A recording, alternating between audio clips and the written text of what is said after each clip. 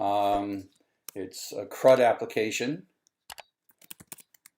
This is CRUD, and now we have this browse thing to upload a file, and so we'll upload that file, and then when we look at it, we're going to see it. If I click on the picture, I get kind of this overlay view. That's all JavaScript, and then I hide it, and I can upload it. I can edit and delete it. So let me kind of walk through how this works.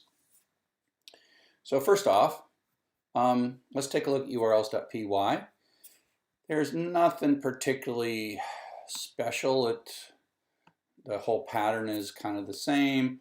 I'll come back to this particular URL, the actual picture, the thing that in a sense serves the picture. So if I could open this, view the image in a new tab, well, it's this URL that's actually serving the image. This image is stored in the database, and so we'll come back to that particular one. It's the stream file view. Okay, so let's go back to all pics, and let's start taking a look first. Let's go at the model first, because this is where everything starts. Sure, let's go put the model here, put the views there, and the forms there. Okay, so let's start the model. We'll start from the back forwards.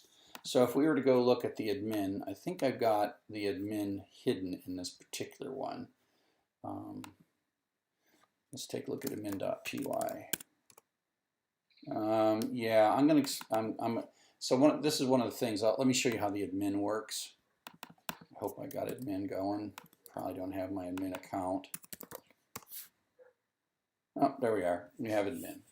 So if I'm to take a look at the pics, so it turned out that I didn't want either of these two things to show up, because it turned out it made it difficult because I couldn't update things. So you won't see picture or content type here in admin, and I do that by excluding this. And instead of doing the shortcut, I am going to register for the model pic this particular class, and it allows me to have this class-wide variable called exclude so that I don't show those things. And so that's just a little trick on admin, so that when you see it, when they're in the database, they're just not there, because you can't, because the admin interface is not smart enough to update these pictures the way I want to update them. So I'm going to hide that. So in the model, we've got a binary field, which is like a blob if you're into databases, and I'm allowing it to be null and blank and editable. And then there is this thing called the content type. And the content type is, I'm going to open this in a new window, copy image location. So if I were to do a view developer console network, one of the things when you're serving images is that you've got to set the MIME type. So this is a GET request, and it sent a bunch of data. But if I look at the headers here, the response header includes this header called the content type. Oh no, that was the icon. What am I doing? Persist logs. I'll clear this. It's not the icon. That was the icon, but let me refresh this. And so this is the actual PNG, and then the icon comes as well. Of course, the icon's that little picture, but the content type is image/PNG, and that's really important. When you're uploading the file, you get to have it, and then you have to send it back out. Otherwise, the browser will not know how to properly format this. So that is what is here, right? That's the content type. It's just a string field. The content type is just a string, but it's very important to track it. So when I am in an ad, when I upload the file and I pick it, it's actually communicated to me as part of the uploaded data, but I got to remember it. I got to actual pixels go in here, and the content type goes in its own character field. The pixel goes into the pixels of the picture, the actual colors and stuff go into this binary field. And I'm going to use the owner. So we're going to have this, we did this before, we have an owner, and that's just going to be automatically created when there's a owners.py, there's a owners.py.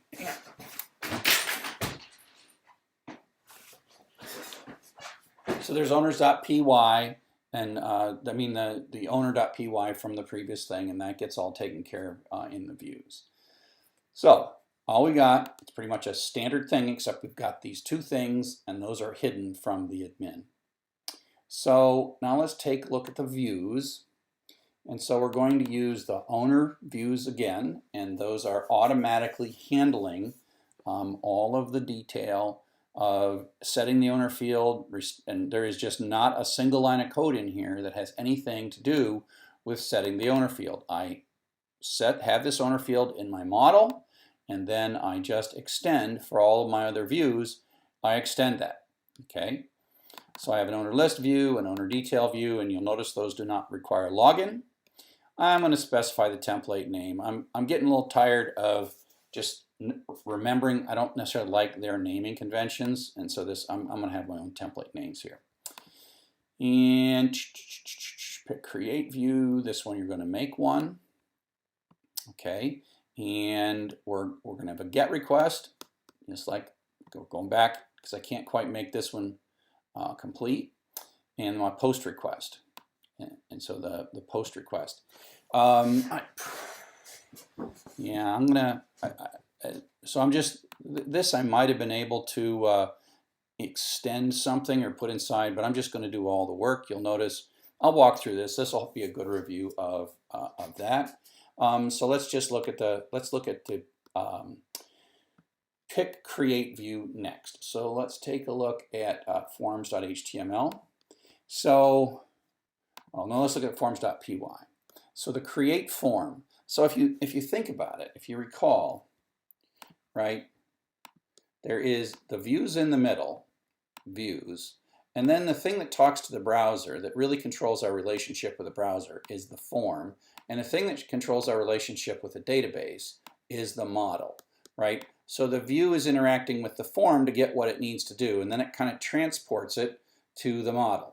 So that would be kind of like a controller function if we're thinking a model view controller. This would be, but that's okay. So the form is what determines all of what's going on this screen, and then the model.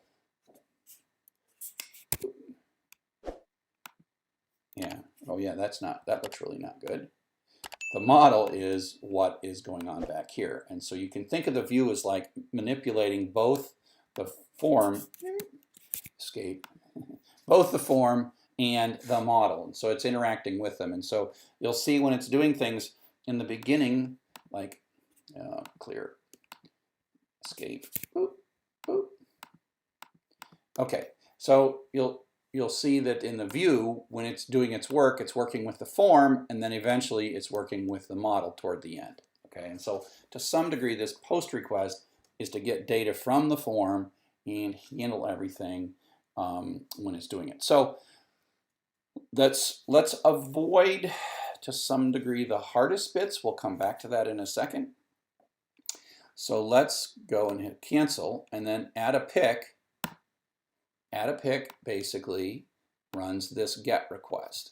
So we're going to grab the form. It's the create form, and there's a little bit of work in here. There's the create form. And we're going to jack into just object-oriented ways. We're going to jack into the clean. We're going to jack into the save. But for now, all it's doing is this bit right here that you've been using for a while. And so we're going to tell it what, we're going to make a picture form. And so here's a thing. So there is a file field.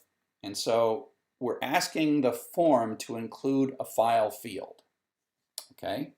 And so that's what puts out this file to upload less than or equal to 10 megabytes. We've got a little bit of code to both have a numeric limit of the size, max upload limit, that's just a class-wide variable, and then the max upload limit text, which is that in text, and that little file to upload less than or equal to 2 megabytes, that's because I'm doing this in the form. So I got a little bit of logic in the form, and it is a model form, which means that it takes its input from it. I don't have to put these things in there, but I do have to tell it which things I actually want to do. And so I want the title and the text. I don't want the owner, and created, add, and update are kind of automatically. So that's why I've got the fact that inherit from the pick model, which is this model, inherit from the pick model, and include title, text, and picture. Now, title and text come from the model, and picture comes from right here. So we're not, if Django were our friend, it would understand this would be a file field, but it's not. And so we have to actually manipulate it and convert it.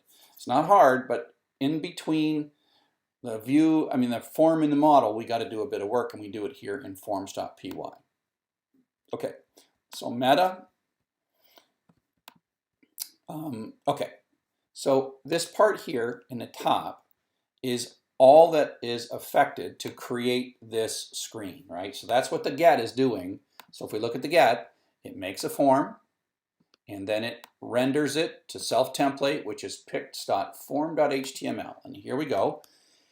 It's pretty straightforward now. We're just going to load our crispy form tag, extend our base bootstrap, put out the CSRF token, pretty up the form in crispy, and that's sort of everything from title into file upload. And then we have a submit button and a cancel button. So one of the things that we're going to do is we are going to add some jQuery.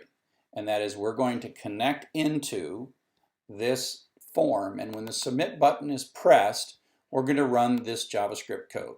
So that this line right here, upload form submit function, that makes it so that whenever this submit button here is pressed on this form, this jQuery is going to run. And so we will do a web developer. Well, it's not going to do us much good because actually we can. So I'll show you how that works.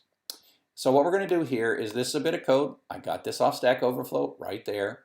And what I'm going to do basically is I'm going to read whether or not this file is greater than or equal to 2 megabytes. So if it's greater than 2 megabytes, I'm going to stop and complain with an alert statement. So this is JavaScript. And returning false here says I'm not going to upload it. So let me create one with some stuff, and let me browse. Let me find a really large file. Okay, so now I'm going to do a web developer JavaScript console. Oh, and by the way, let me do a view source on this so you can kind of see that you can see all the stuff that came from base bootstrap, and you can see there's the CSRF token, there's the file input types, and then here's submit, and then here's the JavaScript at the bottom. And this JavaScript is running code out of jQuery, and we'll talk about jQuery right now. We'll just look at it as JavaScript, and we happen to be using the jQuery library. Okay, so now what I'm going to do is I'm going to press submit, and I'm going to watch this console. I'm going to press the submit button, and code is going to run, and you're going to see the JavaScript run, and it's not going to be happy with this file, Sakai, Ladies of Sakai, because it's too big, I think. Yeah, so there you go. Look, it said checking file size, and it complained that this Ladies of Sakai camp type must be less than 2 megabytes, which is exactly what I wanted. And so that I enforced that rule right here. Okay. Now it turns out that I got to also enforce it in the server, because somebody could easily just override that and force it to be uploaded. But you see that the JavaScript is running in this browser, and it's kind of protecting it. Other than that, this looks pretty much like a standard CRUD thing, except very importantly, if you're uploading files, you've got to say enc type equals multipart/form data, and that has to do with the format that the data is sent. If you just have like a few text fields, then you don't need this, but if you have longer things like files, you need that. And so that is how we get through the GET request. Okay? So now, let me pick a better file. Pong, my favorite. Where's my Pong? Oh, that's dangerous.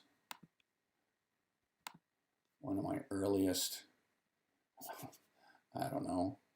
I got so many little files. Apple iPhone, Sakai JPEG, what I don't know, whatever. So this one's nice, less than 2, and I'm going to hit the post. So I'm going to hit the submit. Now the post is going to come through, and it's going to run this code right here. And this is probably the trickiest part of this code.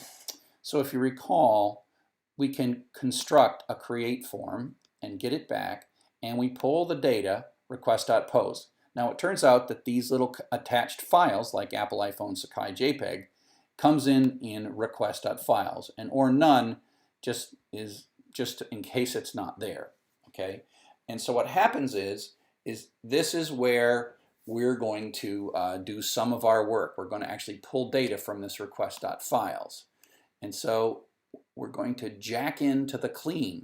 So clean is one of the life cycles of a model form, meaning once the data comes in, it's going to ask to be cleaned. So what we do is we call the super class, the model form class, and do the clean there. It doesn't know anything about picture because we're the one that added that. Okay. But then we get the data in cleaned data, and it's a dictionary at that point, and so I can get the picture. So remember that the form is the part that's coming in from the browser, right? And then I can make the picture. I can get it from there. If I got no picture, I don't need to do anything special, right? If I am checking to see if the amount of data that I got from that upload is greater than that upload limit. It's good. So this is mostly here to check to make sure I'm cleaning the data. I'm not actually saving it, but I am grabbing the picture from the form and I'm checking to see if it's greater than 2 megabytes. And then I'm going to add, this is what you do in clean. Clean is just to say a nasty message. Now in this case, the nasty message I showed you before came from JavaScript, but if you somehow tricked my JavaScript and sent it, this clean would catch it. And so if I'm in my view here, clean is happening right now. Form is valid happens afterwards. So as a side effect of clean, you're saying, is the form valid? And if there was an error from this, or if there was an error like my title was too short, right? Then, boop, it would come back and say title's greater than 2 characters. Oh, we love crispy forms. Look how pretty errors are in crispy forms. That is running this little bit of code right here. If the form is not valid, and it could have been, and in that particular case, the super got upset, right? Because this min length validator triggered, and so the super got upset and set form was not valid. Now mine looked good, right? So, but now the picture's gone, so I can make a slightly longer title here and browse completely. I don't know what I'm doing. These are really old pictures of mine. So now it's going to pass, this is going to pass, and I'm going to grab this, and I'm going to do my own check that's sort of a double check on this less than 2 megabytes, because even though the client protects you, and that's the more user-friendly, because this is catching it after the upload happened, and that might be long. 2 megabytes doesn't take that long. But now it's going to come, and it's going to pass this and skip, and then it's going to come here. Boop, and it worked. So here's what's happening. So you've got the form. The form has took all that data, including the file, right, and cleaned it all up. And I'm going to call form.save, commit equals false, and then I'm going to set the owner field because I'm not extending owner view here. So I got to set that owner view because I'm going to ultimately override both this post and the get, and I wasn't going to get much help out of owner at that point. And then I'm going to save the model. So form.save gives me back a model. If I don't say commit equals false, it actually does the pic.save also. So if you save the form without commit equals false means don't store it in the database. Okay, so let's take a look at what's going on here in form.save. So I have also overridden form.save, and I'm just behaving commit equals true as a default. But when I say commit equals false, then commit will be false. And so I have got to call the super, right? Actually, this is really not right. Oh no, actually, no matter what the commit is, this is the end user's wish for commit, I am going to do a super, and I'm going to run a save with commit false. No matter what this person wants it to be commit true or not, I'm going to run commit false. Then what I've got to do is I've got to grab the picture from the form. I'm in a form, and I check to see if this is an in-memory uploaded file. And there's all kind of cool magic that's happening right here. It's got this it's in memory, it's got this thing, it's an object, it's really nice. And then what I say is give me all the data, the byte array, which reads all of the pixels of the file. And then f.content type is that image/png. And I then need to put that in the instance, which is the model. I've got to add to it the byte array of the text and the content type. I've got to store both of those things, and now I'm talking to the database. The picture and the content type are being set as part of the save. Then what I do is, if commit is true, now I'm trying to mimic the save behavior. Now I'm only using this one way, right, with commit equals false, but someone might leave this out and call my form. I'm supposed to actually save the model if commit is true, but in this case commit will be false, so I'm just going to return the instance. At this point I have an object model, and in that object model all these two fields are exactly the way they want to be, and the only thing I've got to do is set the owner field, which I'm doing right there, and then I'm storing it in the database, and then I redirect. And that's how it works. It's pretty cool. You got to kind of get your object-oriented Zen thing going, and pretty awesome. So I'll just go through the update view because it's not that different than the create view. So it looks the same on the get. We're going to go grab the old copy out of the database, and then we're going to make a form and inherit all the old data. Now in this one, it's not going to put the picture out there. It'll just put out a new one. So if I'm in the edit right here, it's not going to put the picture here, but it'll let me put a new picture here because that's in the form. But all the old data is sitting right here. And then that renders the update form, and then I make my changes, blah, blah, blah, blah, blah. Actually, blah, blah, blah, right? Blah, blah, blah. And then when I post it, it's going to do this create form, and the difference is it's going to do a get object or 404 so that it pulls that old data from the database. And then it does the validation automatically. It calls this clean to do that validation, and then we save it, etc. And so that's how it actually updates all of this stuff. So the only thing left to take a look at is the detail page. And so some of these things we don't have detail pages and some we do. So let's take a look at this one, right? So this detail page looks just about like every detail page. Let's go take a look at the view. And so it's pretty good. I mean, we're using the same code that we've used for everything, and we're using owner detail view. We're telling it what model to use, and I'm going to use pix detail.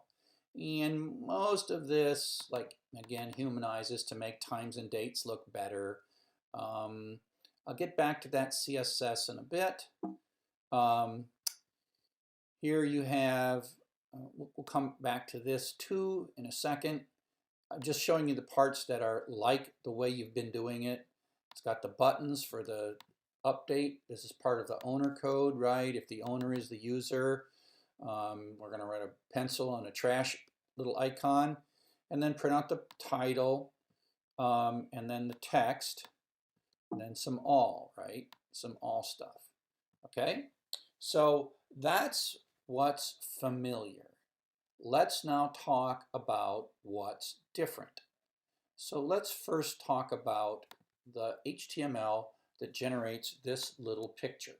So if I do an inspect element, we'll see that what we've got here is image style, float right, max width, that's some CSS. But the source here is pick picture 3. And so if you look, what I'm doing here is I'm going to the pick picture view and then the pick ID. And that pick ID is just the pick that came in. And if we go back to URLs now, that's this one. And it goes into stream, views stream file, and it passes in, an integer number as the variable pk. So let's go take a look at that. So that's this one, and you'll notice that this is not a class-based one. It's an old school one, mostly because hey, I'm just going to do get. With class-based ones, we can do def get and def post, but this one I'm just going to do an old school thing. Passes in the request, and the first parameter, which of course is that number 3, that's the primary key of the image that we're trying to see. All right.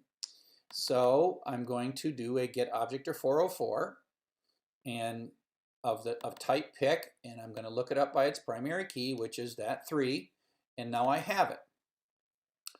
And so I'm going to send an HTTP response, but this is not a text response, nor is it HTML response. This is where that content type, going back to the model, remember this is the MIME type, that image/PNG. And so, oops, come back. So as part of the response, so now if I can get this guy to open in a new, can I make that guy open? Come on, open a new page. Can I do that? Come on, open in a new page. View image, is that gonna work? Well, okay, I guess it sort of worked. I want to view image in new, view image in, okay, there we go. That's what I wanted. I'll just go back and put this in by itself. So now I can see that this is the URL that generates the picture. Now the picture is sitting in my database, right? But if I do view web developer and go into network and clear the network and make sure I've got, oh, it's already cleared. Persist logs and disable cache. Now if I hit refresh, you're going to see that it's coming back and the response content type is image-png. So to set this, and that's essential so that when the browser is seeing the pixels, it knows that this is a PNG, not a JPEG or a GIF or an MPG or a PDF or whatever. So this content type is something that we stored. We got it when we were doing the post, and we pulled it in, we took all that stuff, and if you look at forms.py, it was grabbing it here in the save method, and we got it from the form, and then we stored it in the database, and now we got it back from the database, and so we're just saying the content type, which is a header, is pic.contentType, that's a string, and then we also have to tell it how long it is, but pic.picture is the actual pixels that are the picture, and you have to tell it how long it is. So if you look at content length, right there, 470,152, yeah, 470,152. So that's content length. We knew that from the database. And then we actually write the pixels. And the place you see this is when you click on response. Now it's basically showing you, yeah, that's a picture. But if you really looked at it, it's just, you know, bits and bytes and complete gibberish. And so that's what it takes to send that stream out. And so that's what makes it so that when I have an image tag, when I have this image tag, I can source, but I'm actually feeding that picture. Okay? So that's how the picture gets there, but then I'm going to show you how when I click on this picture, I get this overlay, and then when I click on the overlay, it goes away. Now there's all kind of fancy things, and Bootstrap has modals. I did this with the simplest and crudest of CSS and JavaScript tricks. Okay, so let's take a look at how I did that. At that point, now we're in JavaScript. So first thing I've got is a CSS, and it's this overlay position fixed, and you'll see that I have a div tag that has the picture in it, and it's got a whole bunch of CSS in it. The width is 90%, the margin top, the border is 3 pixel with a solid black. So you'll see this. It's 90% of the width, it's got a 3 pixel margin. It's the margin top is 50 pixels, so there's 50 pixels here. And so that picture is there, but because this class equals overlay, all this other stuff is there as well. So that's not the picture, that's the rest of it. So you can see that this is fixed, which means it overlaps. This div and the rest of the page, this div right here and the rest of the page are like 2 layers. Z index is 10, puts it on top. 100% width, 100% height. Display none means it starts out hidden, and then I've got kind of this little gray. You see this little gray bit? Right? And then the image has this style, the width 90%, margin top, 50 pixels. That's giving me the border and the margin and making it 90% wide. Okay? Well, let me get rid of it or hit refresh. So it's not there. It's not there. But if I do a view page source, view page source, it is there. It is there. It's just hidden, right? It's hidden because I told it to be hidden here. So it starts out hidden. So how does it unhide? Well, if I look, I've got this image here. This is the actual image. That's this image that's really showing on the page. And I've got an on-click, bit of JavaScript. And so on-click. So what I'm doing is I got an on-click there, and then I say document.getElementById overlay, which is looking for whatever tag has ID equals overlay, and then I'm changing its display from hidden to block. And so when that on-click happens, when I click on goodbye. So when I click on this image, I've got an on-click event anywhere in this image that is going to show this other div. So this other div, poof, pops out. Now what I've got is an on-click method on that div so that I can click anywhere in here, including the picture or the background, because that's part of the overlay. The overlay is the entire div in the background. So I can click anywhere, click, and then that triggers this document get element ID style display none. So it's still there, it's hidden, so I can bring it up, I can hide it. I can bring it up, I can hide it. I can bring it up, I can hide it. And I tried to make this one as simple as possible. There are prettier ways, and people put little X up here and it hides it. They make a whole modal, they use Bootstrap, they use all kinds of clever things. This is like the least clever way to make a full screen, semi-full screen pop-up of an image using a bit of JavaScript here and a bit of JavaScript here, and then some just slightly clever CSS. And I'm sure I found most of this on Stack Overflow somewhere.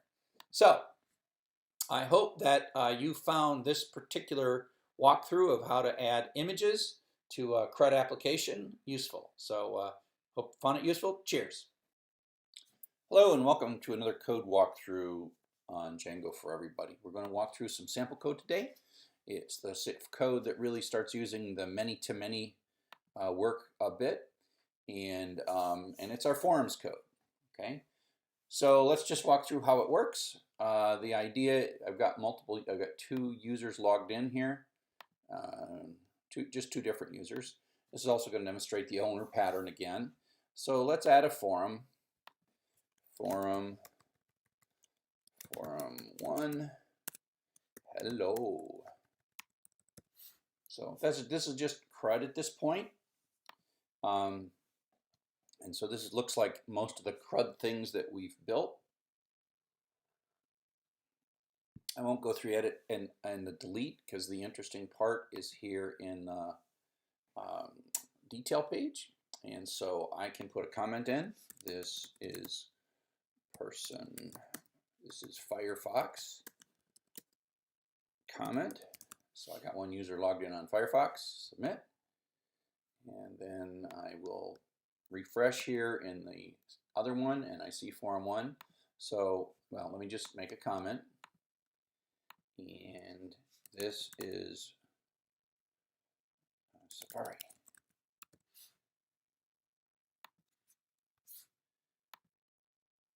So you can see that this is the Firefox comment and the Safari comment. And now if I hit refresh here in forum 3, you can see the Safari comment and the Firefox comment, which I didn't even get my typographical error done right. Well, the key is now you see the delete button is appropriate. So the comments are owned. And what's even more important is, sorry about that typo, is there's multiple of them. right? So now if I just hit refresh here, you can see that and see these things happening. And so for one forum, each user can have many comments, right? And so this has to be a many-to-many relationship. And so, and then if I go back to all forums, well, this guy sees the edit and the delete, and then this one does not see the edit and the delete. So you get the idea that that's pretty much what it does. So let's take a look at the code here. There is not too much tricky in the urls.py. Most of the urls.py is like all CRUD things we've built. But the comment is yet another table, because there's really two tables here. There's the forum table and the comment table. And so we've done stuff like this where we've got two tables involved. There's actually three tables involved, but one of them is the user. So we'll come back to this a little bit. There's not too much outrageous or new in that. But we do have two models. Oops, let's get that back on. The first model is the forum model. And this is, other than this new many-to-many field, this is really very straightforward. It looks like almost everything we've been doing that's CRUD. It's got some fields and it's got an owner key. And so again, there is a table out there. There is a model out there, the user model that's out there, okay? And we're in effect drawing a picture. This is a one-to-many, so that, oops, let's try this. Is the pen working?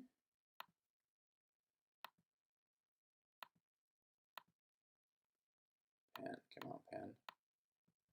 Hang on.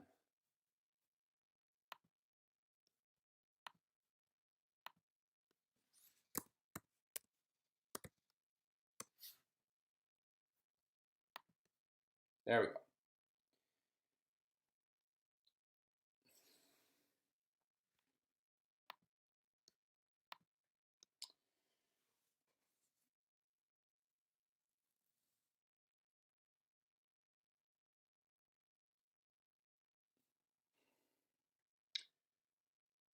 So owner is a one-to-many relationship. That is that there is a user table, and then there is a forum table,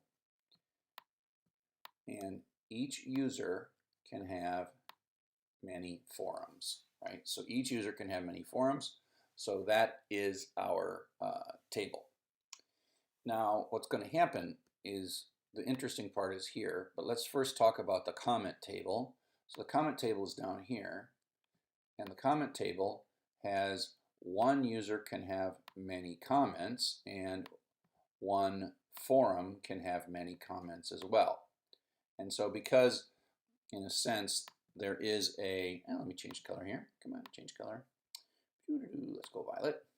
Because there is a many-to-many relationship between users and forums with a little bit of comment data sitting right there in the middle, we have to model it as, that has to be modeled as a completely separate table, right? So there's only two tables here, but really there's three tables here because the user table is participating in both of these models.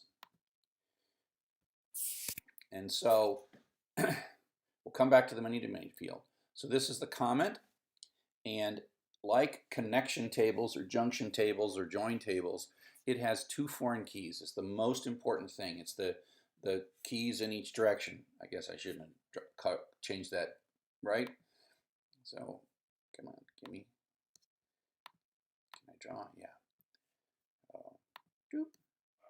Right, so we got the user table, we got the comment table, and we got the forum table.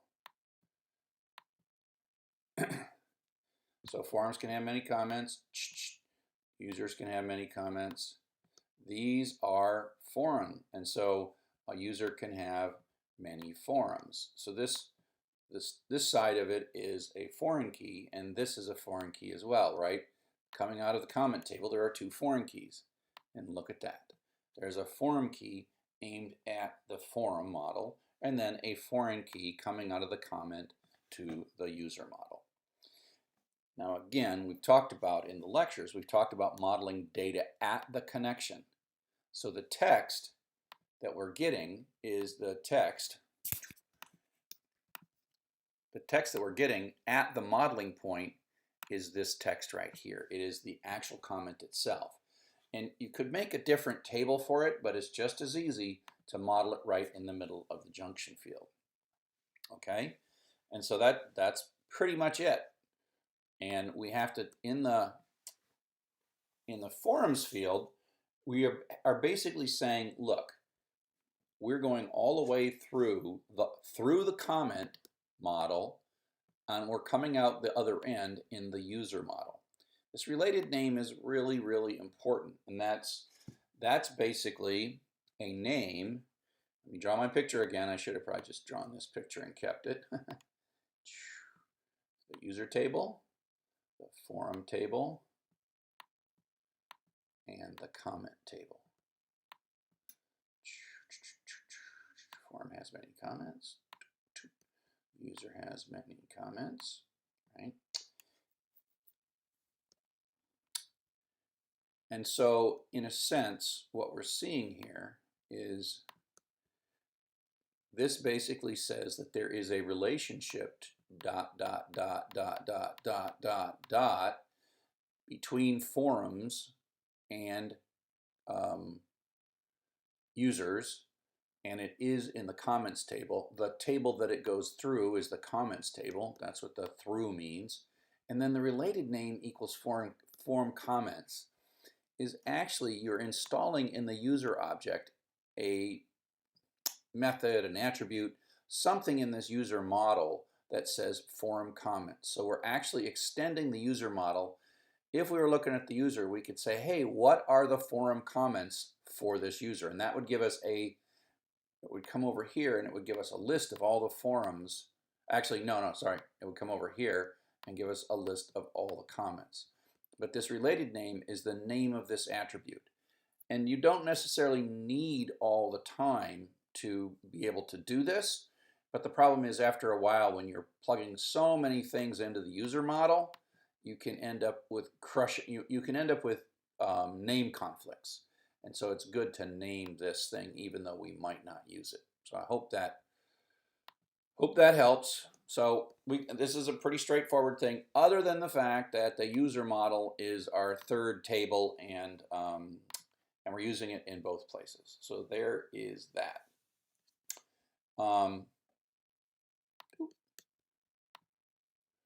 So the forms. So the only place I'm using a form in here is this comment form. So I just made it, and the reason that I made a comment form is that I wanted to be able to make it look pretty. I wanted to be able to use crispy, and so instead of just making this comment form on the detail page out of HTML, I just made a form so I could use crispy in the detail page. Okay, so that's the forms. The views. The views are pretty straightforward. The create, the delete. We'll come back to comment create and comment delete. They're not all that tricky either. Probably the trickiest thing going on in here is the forum detail view. And we're extending owner detail view, and we're gonna have the template name and the model and all that stuff. And we're not going to post, actually. You'll see in a second. We're not going to post back to this, so we only need to get. And so if you look at owner detail view, I guess I should open up another tab. This is my arts owner. Owner detail view extends detail view, which basically demands a primary key. And so there is this primary key value. Ooh, don't do that. Don't do that. Undo. There is this primary key value that's going to come in, and that's going to come in from the detail view, which is the second parameter, which is forum 3. Right. So we're going to go grab and load that object. I could have made that a getter 404. I probably actually should have made that a getter 404. So that's going to load the forum object, and the forum object is the title and the text and the owner of the forum itself. But then what I'm going to do is I'm going to say, go get me all of the comment objects filtered so that the forum value in the model equals the current forum. This forum, that is the forum we just loaded. That's the forum key in the model. So the first one is this forum in models, and the second one is this variable. I could have changed this to be, I'm not going to change it, but I could have changed this to be X. I could have changed this to be X. I'm not going to save it, although it might be, maybe I'll just save it. Make sure I got all of comment forum. Oh, let's just make this be X2 because that's the variable. I hope I don't break the code by doing this. I'm trying to show you that this is a field in the model, and this is just a variable in this view, right? Okay, so this is going to give us a list of comments. In a sense, this is kind of like a list view. If you're dealing with a list view, you got to write a for loop to go through it in the thing. So we got all the comments for this thing, and we're passing in the comment form. That's simply constructing it. It's constructing this comment form. And then we're going to basically render the request. So we'll close that one. And so let's take a look at this detail page. This detail page is what generates this forum. A lot of it's pretty much the same. Check to see if you're the owner before you put up the little button, little pencils. That's quite nice. Print out the forum title, print out the forum text, print out this stuff is all the forum title, text, and how long ago with the natural time. So that's pretty straightforward. So that's really not all that tricky. So then what we're going to do here is if the user is logged in, and so it turns out that this does not require login, and so the only time we're going to show this comment form is if the user is logged in. So this part right here is if the user is logged in. BR clear equals all is what brings this stuff back to the left margin, even though I floated these things over using CSS. Load the crispy form tags, and then I'm going to build the form. That's this comment form that goes from the word comment, the text, the submit button, and the all forums, which is just an on-click JavaScript that sends us back to the all forums page. And that is the end of the user authenticated, because it turns out that seeing all this stuff, seeing the actual comments, that's okay. Non-logged in users can see it. And then if you recall, going back to the views, we sent in the comments, and the comments is a list of comments ordered by, in descending order, most recent first. And I guess you don't see it there, but they are most recent first. But at that point, we are just going to write a for loop to loop through all the comments, print out the comment text, print out the comment updated at, and if the owner of the comment is the current logged in user, put out a little trash icon. Okay? Put out a little trash icon. Got it? So that generates the output. That generates this page. But let's take a look at a couple of things that we're going to do. So you see first two things, right? We are actually going to post with action equals this form right here, the comment form, blah, does not post back to forums detail page. This is the forums detail page. If you look at it, it posts to forum comment create. So let's go back to that. Forum comment create is right here. And so it's just going to run this comment create view, passing in the primary key of the forum. Okay, so then if I go into my views, forum create, comment create view. So comment create view is what's going to happen when I get this post, right? So the post is going to come in. There's going to be a comment field, which is this text field, and there is the primary key of the forum, not the comment. So now we are going to make the connection. This is where we're actually making the connection. And you'll notice that I'm just saying login required view and view because I don't have an automated way to do this, and so I'm going to do it by hand. So we're in the post. we're going to go grab the forum object by a primary key. There I am using a getter 404, so at least I blow up in the right way. Then what I'm going to do is I am going to, let's go back to models. I've got to fill out the text field, the forum field, and the owner field. And the owner field are the two foreign keys. And, oops, come back. In the many-to-many, we have to have those objects available to us. So we are going to build a new comment. This doesn't store it in the database. The text field comes from the request post. The owner field is current request user. And the forum field, the foreign key in this middle connector table, is this forum object that we just loaded. And so that fully populates a comment object. It fully populates a comment object in that post method. And then all we have to do is we have to say save it. So the comment.save takes that in-memory comment that we created with the two foreign keys in the comment and sticks it in the database. And then all we have to do is redirect. Now what we want to redirect back to is we want to redirect back to this detail page because we don't want to redirect back to ourselves and we don't want to redirect back to all forums. And so when we hit submit, we want to come back here. So it just looks like that thing showed up, but really it was a full request response cycle where it posted to comment create view, but after the post was done, it did a redirect. And we're doing post redirect, so it's cool anyways. And so this is a slightly different version of the reverse. It is the same concept as what we've seen all along, where we have like a forum ID inside a second parameter to the URL, because the reverse in this URL thing, I wish they'd call this reverse because that's what it's doing. The URL is just kind of a wrapper for reverse. Well, this is the two parameter form. So we have a one parameter form of URL, which is this one, which says go URL forums : all. It says give me the URL to the view that is named all within forums. Here I'm saying URL forums forum create forum ID. This is saying this one needs a primary key because if you go into urls.py, the forum create demands a parameter. And so we're feeding it. But you can also feed that in a reverse.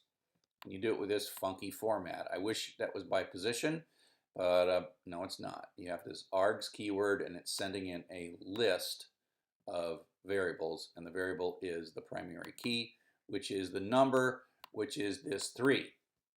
So we're redirecting to forum/forum/3, and that's where the 3 comes from. Okay? Okay, so the only thing to look at next is what happens when I hit the delete button. So let's take a look at the detail page. So remember that we cannot delete in a get, but we have to delete in a post. Okay? So in here, this is the trash can. The trash can's not going to do the deleting. The trash can is going to link to forums comment delete with comment ID. And so there's this number 3, but each of these comments has a comment ID. And so let's just inspect. This is, you can see in the bottom, it's comment 7. This one is comment 4. And so that is the comment ID, because we're looping in this code, we are looping through for comment in comments, so each comment has the primary key. So with all that, I am just going to click on it, and of course we're going to have a verification page that turns the get into a post in a sense. I mean, it's just a page. And so we've gone to comment delete view. So forums comment 7 delete. And if you look at the urls.py, forums comment 7 delete, right? And we give it a name, and we're going to route through to comment delete view. So if we take a look at our comment delete view, well, what's pretty cool is that we can mostly use owner delete view because by now we know it, the object. We know that we're in the comment model. The template we're going to work with is comment delete, which is pretty straightforward. Okay.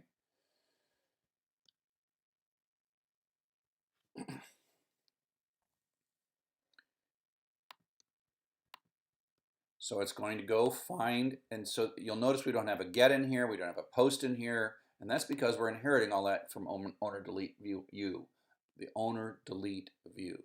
Now, the only thing we're overriding is the get of the success URL, because the success URL, when we're all done, we want to go back to the forum, not 7, but 3. See how we're going to go back to forum 3, and it looks like that just went away. And so the success URL actually needs to be computed based on the current forum. And so we are overriding the get success URL, which is part, not exactly of owner delete view, but the models, the generic delete view. We are returning a string. And if you go and you read self.object.forum, self.object points to the current comment. So if we're in the middle of comment for delete, while we're running in this view, self.object is the comment, right? That's number 4, comment number 4. But comment number 4 dot forum is the primary key of the forum that this object belonged to. By the time we're here getting the success URL, it's actually been deleted, but we still have an in-memory copy of it. So we're going to go to the forum's no. I do not intend. Where was I? Yeah.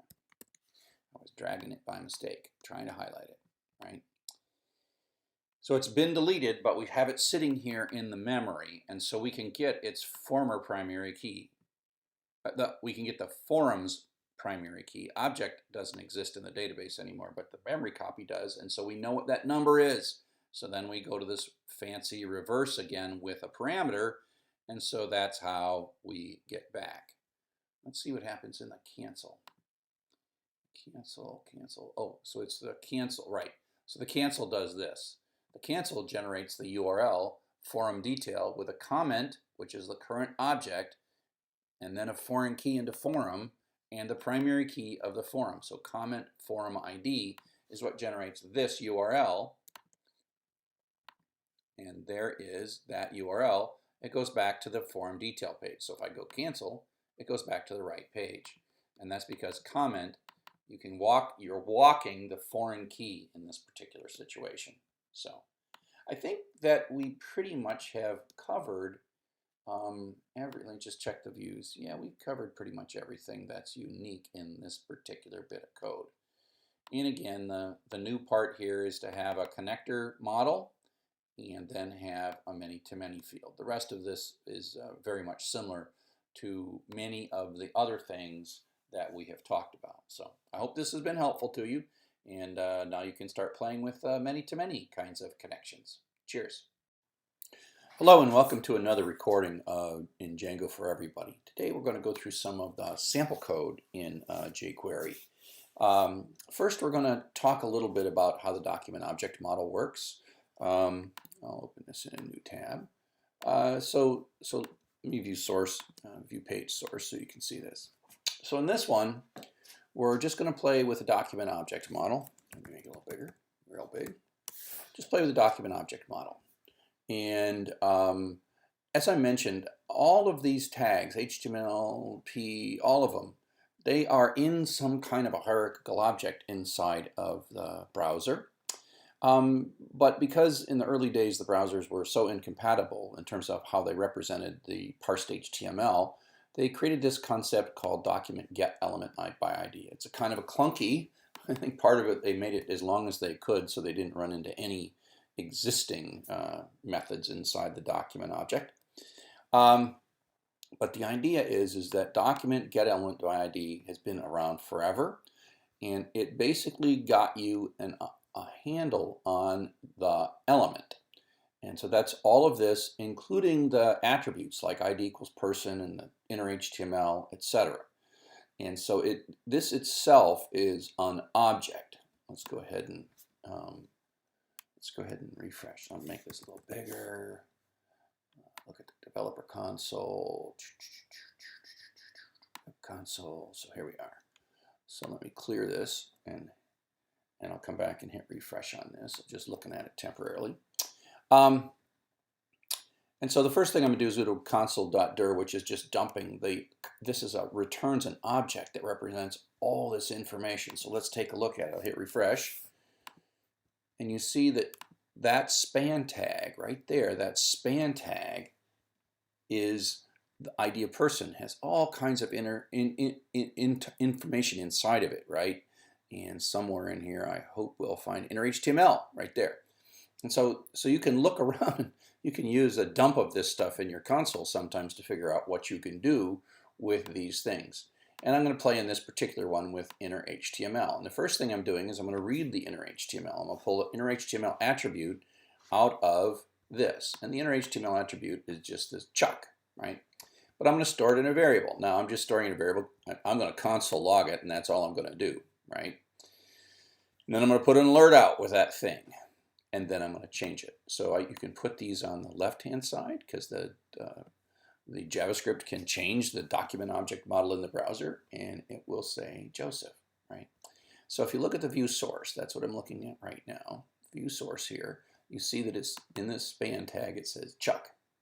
So now we've run it, and it came along, and I'll hit refresh again so you can watch. In the middle of that alert box, right here, the data is still Chuck, right? And so look at the document object model right there is Chuck. And then as soon as I let the code continue, by pressing OK, you will see that it's going to modify it, and it's going to say Joseph. Okay, now if you look, the source code that originally came from the server said Chuck in it, and now it says Joseph. Now you can, so this is not really the document object model. The HTML is the HTML. The document object model is what's inside the browser, in the browser's memory after the HTML has been parsed.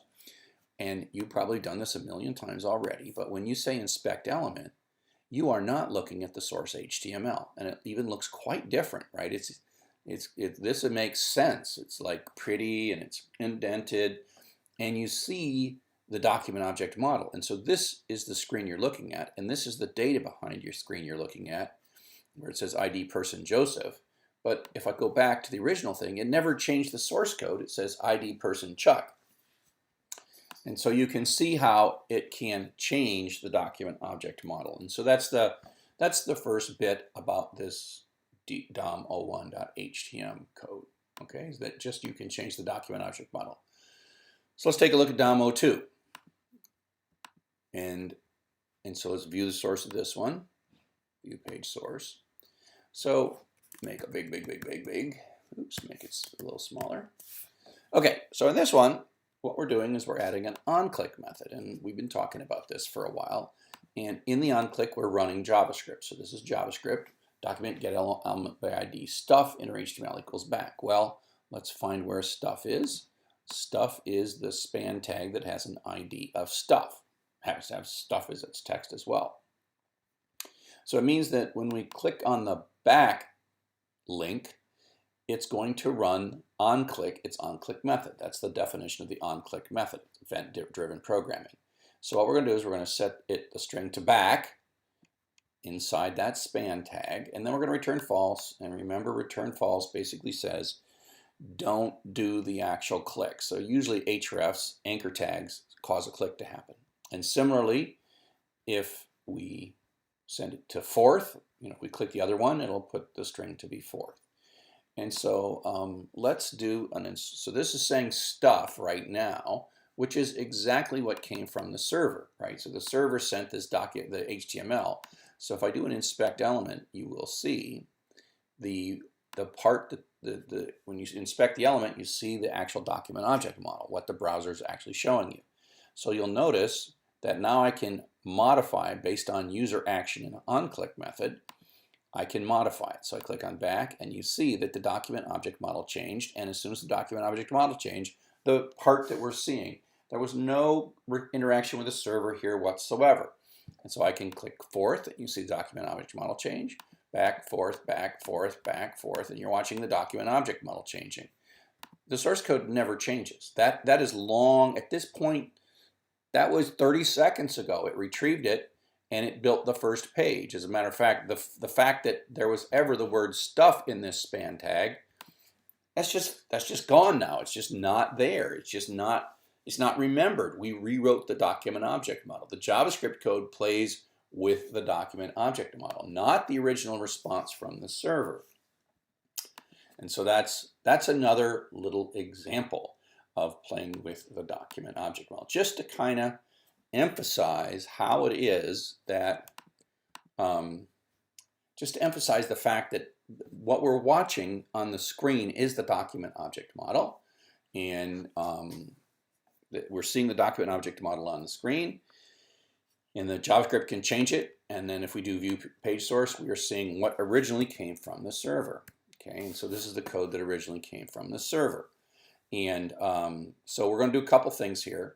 At the bottom, I'm going to have a global variable called counter equals 1. We'll just console log it, mostly because in case I want to debug what's in this UL tag, which got an ID of the list. And then I'm going to define a function, and we'll come back to that. I'm going to call that function when I click on the more string, right? And onClick says call the add function and then return false. And again, that's to suppress. Return false is to suppress the default behavior of the href, of the anchor tag, clicking on the text of the anchor tag. So I've got code that will run under more. And what the code does is adds to an element. And so, let me refresh this. View page source. Oh, I didn't want to be view page source. I want to inspect element. Okay, so now we have the inspect element. That source code is just there. I threw that up with some clever JavaScript. So here we go. So we got this item, we got this UL tag, right? And so this is the document object model. And right now, because we haven't done anything, it mimics what came from the server. And now I'm going to say more. And you see that I got a new thing in the document object model. So if I go li, and close those all down, more, right? And so the document object model is changing, but of course the stuff that came from the server is not changing. So let's take a look at how this is accomplished, okay?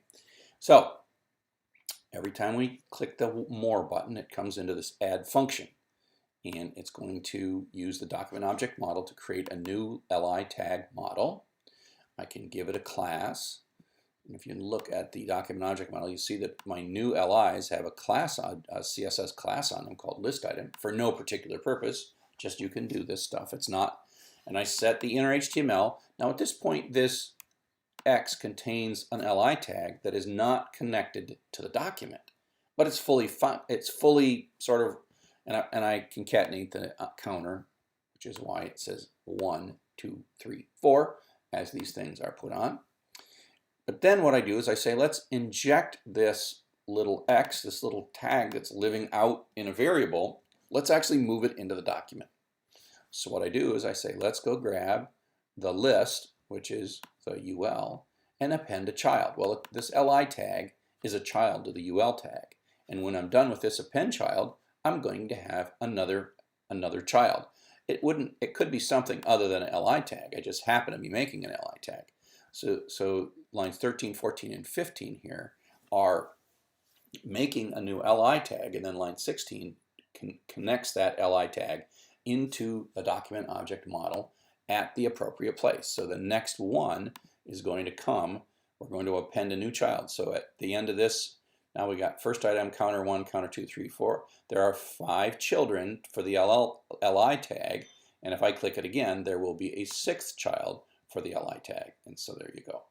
And so that gives you a sense of how we mess with the document object model using normal vanilla JavaScript. And up next we'll take a look at some jQuery samples that really give us a better pattern for messing with the document object model. Thanks. Hope this has been helpful to you. Hello and welcome to another walkthrough for Django for everybody.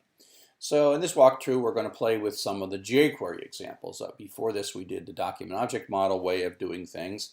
And jQuery, of course, is a better way or a newer way of dealing with the document object model. And there's other ways as well, but jQuery has been something we've used for a long time. So let's take a look at the first one and take a look at the source code. And here is some code. Let me just view source. It happens to be showing you the source in case you don't know to view the source, but let's go ahead and view the page source here. Make it a little better. This is my little, that's my little magic to show the source. But basically, let's just take, this is showing how to do basic things in jQuery. And so if I hit refresh again, you'll see it hits an alert button. Can I make this bigger? Yeah, make it bigger. Okay, so here's a basic jQuery. So the first thing is jQuery is a software library, a bunch of functions, actually kind of one function named $, that has a bunch of methods to it. And we load it, so you have to load it. So you'll notice that I have to load this before I reference this $. So, but I'm also loading it kind of at the end of the document. There is a discussion about where you load this, and best practice tends to want to load it in the document and have a line above which there's static HTML, and then pull your JavaScript down to the bottom of the document as much as possible. But a lot of people don't do that, but I'm trying to do it here. But this is about JavaScript. So the thing we talked about in lecture was how the $sign is just an object. It's not language syntax, it's just an object. And so we're calling the $sign a function, and the $sign function is being passed a parameter of the document. Document is the JavaScript variable document that represents the document object model. It's all the pixels and the things that are on the screen and the thing you see when you do view source. Now, the place we tend to start in jQuery is we use the document ready function. And so what this thing is, document ready, is a bit of code. And we go into first class functions here. Document ready says, please run this little function that I'm giving you when the document is ready, when the document loading has finished. So in a sense, when the whole document is finished and all the stuff has been parsed and all of the ancillary elements have been loaded, etc., then call my code. And we're using first class functions because we have an anonymous function that's got an alert and a console log, just so we can see when it happens. And so it's done. It's not very impressive. It's just, and when I hit refresh on this page, let me do a window developer console, so you can see this, so you can see that, clear that. If I hit refresh, it's going to wait until the page is fully loaded, and then it's going to run those 2 lines of code. Okay, the alert happens first, and then the console log happens second. Now remember that alert is a very aggressive way of doing debugging in that it actually stops the browser in its tracks. Console log just sort of prints something and keeps on going. And so there's nothing, when it's in the middle of that alert, the browser gets to do nothing else. It doesn't like run the next line. It's really stopping everything. And so document ready, function, call the $sign function, pass in document. It returns an object that has a function, a method called ready. And the ready function takes one parameter, and the parameter is some code to be run. So this is kind of what's called an asynchronous programming model, in that I am not running this function right now. I am telling jQuery to run the function later. The other thing to notice really quick is there is no function name here. And that's because we don't need to name it. We're just, we could put this in a named function and tell it to run function XYZ here. But instead, it's basically convention because of the awesomeness of first-class functions in jQuery, in JavaScript, to just put the code right there. And so it looks like syntax soup, but it's really not. Call a function, get the object back, call the ready method, pass in one parameter. Oops, don't do that. Pass in one parameter, which is source code, and then you have the end of the function, which is this parenthesis, and then this all here is in effect one line of JavaScript. Okay? So that's the first one. So now we take a look at the next one, and this one here, when we window do console, turn on a console, web developer console. Okay, hide that. So when this page loads, there's another JavaScript constant called window. And so window is not the whole document. The document might be larger than a window, and if you have if your window, let me make it like this. So if your document is bigger than your window, you get a scroll bar. If your document is not bigger than your window, then you don't get a scroll bar. Okay, and so the window is the browser's concept of what you're seeing, not necessarily what's there. Inspect element is everything on the page. Now it's including stuff that might not be viewable. Now this one's so small, but you get it, the idea that DOM is always there. Window is what's here. So one of the things we like to do if you're building accessible responsive or accessible content, sometimes you want to check when this thing is resized. And so we say $, which is a function, the jQuery function, that returns a jQuery wrapped version of the window object, and we're going to call a method in that called resize. And what we're saying is this is another example of delayed execution. Say please execute this code when the window is resized. Okay, so we're not executing the code right now. We are executing the resize function, but we're passing in data, and then jQuery is going to store that for later. And when jQuery detects that a resize has happened, it's going to call our code. Now all this code does is print out the current $window width and $window height. Now it turns out that in the old days, it was really difficult to figure out window width and window height, because width sometimes included the scroll bars, sometimes it didn't include scroll bars on different browsers and different versions. So jQuery is conveniently telling us what the width really is, so we can write code like to take 80% of the width, whatever it is we want. We can say 80% and we know it's going to work consistently across all browsers. That was part of what jQuery did, was it standardized things that were different across browsers. So now let's resize the screen. Right? Let's resize the screen, and every time the screen resizes, you can see that I am getting my code is being called as a part of the method. Right? So my code's being called. So this is called event-driven programming. We are not running our code right now. We are asking the browser to run the code for us when something happens. And so that's part of jacking into the jQuery's event system. Okay, so I hope you found this useful. Hello and welcome to another walkthrough for Django for Everybody. We're continuing our walkthrough through the jQuery. In this one, we're going to play a little bit with the onClick event, and it's very similar to this DOM one, but showing you how instead, let me open them both. So if we review this DOM one, and we do a view source, page source. So basically what we did is we had an anchor tag, right, in the DOM. We have back and forth. And we have an anchor tag and we put the onClick. And we're using what we call vanilla JavaScript. And so we had a onClick, and then we would play with document get element by ID. And I want to show you how we do this same thing in jQuery, using a similar kind of a thing. So let's just play with it. We're going to have a spinner come and go, toggle the spinner, and then we're going to turn the background red. Okay, so we're going to do it with a little different style. So let's refresh it. Let's turn on our, make it bigger, make it smaller, and then view console.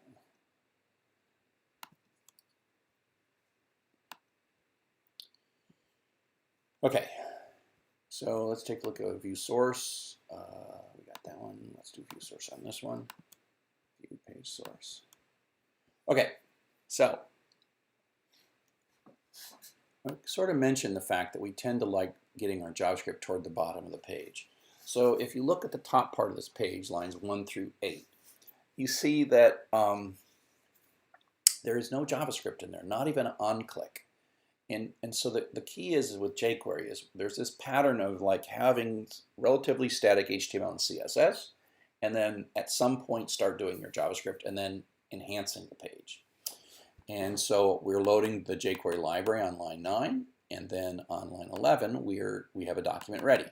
Now I talked about this in a previous walkthrough. Document ready is using the dollar function, passing the document as a parameter, getting back an object, calling the ready method in the object, and then passing one parameter, which is code, to the ready method. But it shouldn't take you long to just grab this line of code and paste it in. Document ready function, parenthesis, curly brace. And then you also have to paste line 19 here, which is close curly brace, parenthesis.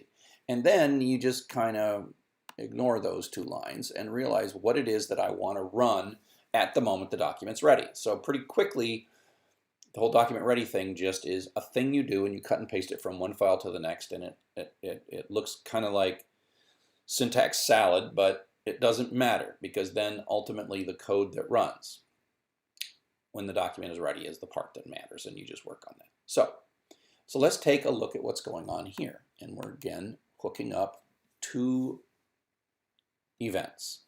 So first we're doing is we're going to go look up the tag that has tog, #tog, and that looks up the tag, this anchor tag that got an ID of tog. And then what we're going to do is that wraps that element in jQuery and then calls the on, which is a method, and then we have a series of events, and we're asking for that click event, and we're saying when that click event happens, run this function. It's only a one-line function, right? It's only a one-line function that says $spinner toggle. So this on-click isn't connected in until this line of code runs, but then it's like an on-click got added to the anchor tag. And so the ready function delays till the page is loaded. And then within the ready function, we're registering a click that's going to delay until the click happens, right? So the click hasn't happened yet. And the same thing is we're going to find the tag that has an ID of red, and we're going to, when that clicks, we're going to go find the ID of para, which is this tag right there, paragraph tag, has this text, where's the spinner in it, and we're going to change its background color to red. And so those are just two things. Now, at the end of this page, really nothing has happened, but we have augmented the markup, right? And so we can take a look now. We can take a look at like this. We can inspect the element for a bit, and you'll notice it says event. So that means that there has been an event listener that's added to it. And so toggle spinner has an event listener, and red has an event listener. And so that's what these two lines of code did, is they basically registered an event listener for these two links. Now, ultimately, it's not that different than if we put an on-click in. The difference is this is the jQuery way of doing it, and that is leave the HTML alone, just generate HTML, putting ID tags and class tags and style tags and whatever, and then later augmenting it in the ready function, and then we can use that. And so it achieves the same thing, but this is sort of the jQuery way of achieving it. So $spinner toggle, well, that changes this display none to display block and back and forth. And then the background color red is just a CSS variable. So let's go play with this a little bit. Okay, so let's look, where's the spinner? Let's find the spinner. Here's the spinner. So here's the thing. In this spinner, you'll notice it says display none. Where's the spinner? So here's where's the spinner, and there's an image tag, but it's hidden. Now this is a common thing. Spinners come and go. We use them to indicate to our users what's going on. And this one's there already, but it's not shown. Now when I toggle it, the toggle is actually going to read this, figure out what the current status is, and then change it, and then toggle will go back. So watch down here where it says display none as I toggle it, and watch the fact that the spinner's there. And so the display none was taken out, right? So now that spinner's there, and we see it because display none is not there. But if I toggle it again, it goes away and display none happens. So it's not just markup that we can change. We can change CSS. We can change just about anything. So I can turn this spinner on and off, and we're modifying the document object model, and we're seeing the document object model modifications are being seen live, and we're seeing the results of the changes to the document object model as the spinner appears and disappears every time we click the spinner. Okay? And so if I look at this this paragraph tag, that's this whole thing. And if I turn the red on, you can watch as we are updating the document object model and changing the CSS. That will add a style tag. So watch. Boop. And so there we go. We added CSS. Background color red, which of course took the whole paragraph to make it red, and away we go. And so I don't have a way to turn it off, but you could certainly rewrite this in a way that turned it off. And so this does no particularly interesting thing other than the fact it shows you how we sort of add ID tags and then connect events to those ID tags toward the end of the page rather than using onClick in the middle of the page. Okay, so I hope that you found this particular walkthrough helpful. Cheers. Hello and welcome to another Django for Everybody walkthrough. We're currently walking through the various jQuery ideas. So in this one, we're going to replicate the code we did in the document object model. Let me go back and open both of these. This one and this one, jQuery 04, and so what we were doing is we're going to achieve the same thing. So we're going to click on this More button, and we can add a new item, and this is using vanilla JavaScript, and then we're going to do it again using jQuery. So I may come back and talk about that, but let's look at the one using jQuery. So again, every time we click on this, we're going to get a new counter. And let me take a look at let's just inspect element and then watch. So here we go. See, it's got one li tag. Doot, doot, doot. Okay, so it's not that different. We're going and appending a child here. So let's just see how we do this in jQuery. Okay, let's take a look at the source. So the first thing that we'll notice is in the sort of jQuery style, we have HTML that has no JavaScript in it.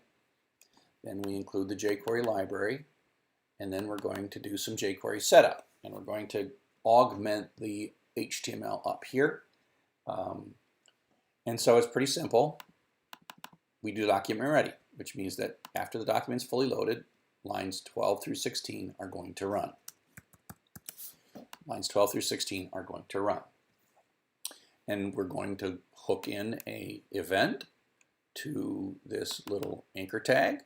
So we got an on-click event, and when that's going to call a function. And so these 3 lines of code are going to happen when someone clicks on more.